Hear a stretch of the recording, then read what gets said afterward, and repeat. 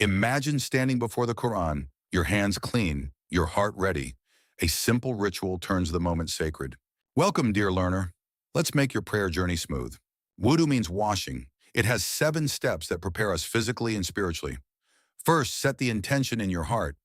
Then wash your hands 3 times, each time cleansing from the wrist to the fingertips. Next, rinse the mouth and nose 3 times, making sure each breath clears the inside.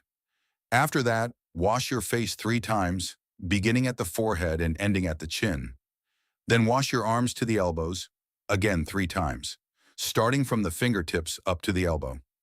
The 5th step is wiping masa, the head, which includes the ears once.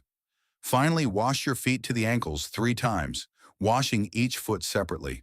These steps cleanse the body and purify the soul for the divine conversation in prayer. The Quran reminds us of wudu in many verses. In Surah Al-Ma'idah verse 6, the Prophet's companions were ordered to wash their hands and face before the meal. Surah An-Nur verse 12 describes it as a sign of purity. In Surah Al-Taha verse 120, the Kaaba's wall is described as covered with water, which it is said to have hidden. Surah Al-Mudaththir verse 16 emphasizes washing the head after the face. And in Surah Al-Kahf verse 38, we see that Allah set a test of wudu for the believers. Each verse anchors wudu in our daily life as a spiritual cleanser. Now we practice together. Repeat after me. 1. I intend to perform wudu. 2. I wash my hands 3 times. 3. I rinse my mouth and nose 3 times. 4. I wash my face 3 times. 5. I wash my arms to the elbows 3 times. 6. I wipe my head and ears once. 7. I wash my feet to the ankles 3 times.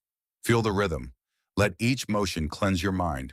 You've just learned the 7 steps that clear body and soul. Keep them simple, keep them clean. In the next lesson, we'll explore the 5 pillars of a rakʿah, the heartbeat of every prayer session.